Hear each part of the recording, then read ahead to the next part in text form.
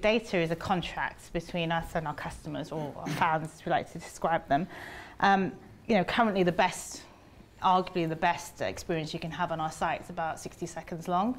You want Justin Timberlake tickets or Kate Bush tickets for tomorrow. You come on, you search, you find a price that suits you, you click, you buy, and it's a minute. But transactional data like that only goes so far.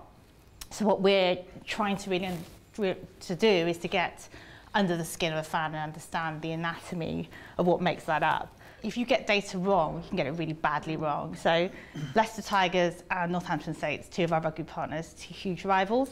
If you buy a ticket as a Leicester Tigers fan for that game, if we then serve you content that's relevant to the other side, you could potentially lose that customer for life. So being honouring that contract is really key to what we do. It's the recommendations thing, it's the social listening thing I think that's really important, and it's taking the temperature of what people are saying in public spaces like Twitter, in semi-private spaces like Facebook. It's the ability to listen to that and to leverage that. I think Fiona would probably agree with that, because that's where you get the most valuable recommendations. Certainly, I think most businesses to some extent are using some elements of data that they can collect about their customers to make better business decisions. But I think in many cases just mimicking in online businesses the kind of information that people would pick up naturally, instinctively in an in-store environment. You're all liars. Every single one of you has signed a bit of paper or ticked a box saying I've read, understood, accept, and I consent to what's being done with my data. What I'm saying is that the whole thing depends to quite a large extent on consent.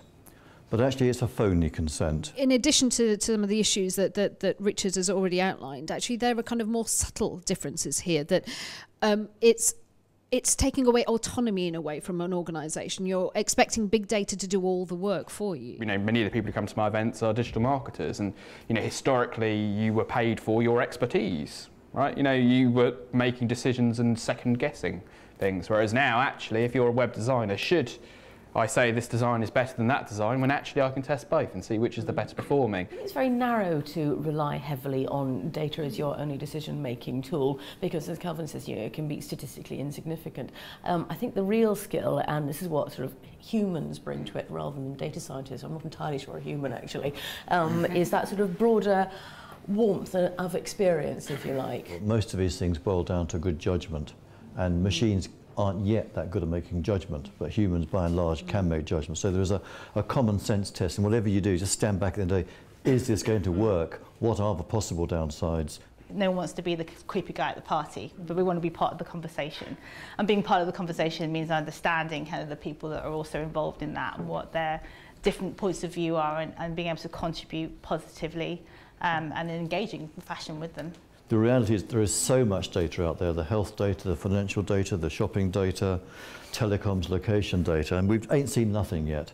And I think as a broad proposition, when you're manipulating genuinely anonymized data, that's okay. When you're personalizing or re-identifying, that's when you've got to be very, very cautious.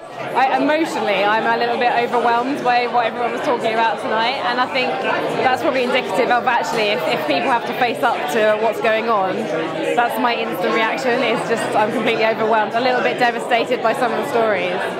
I thought tonight that the balance of the panel that you had sort of complemented each other quite well, so it was an interesting sort of lively debate, and as I was going through I came up with a couple of questions to ask.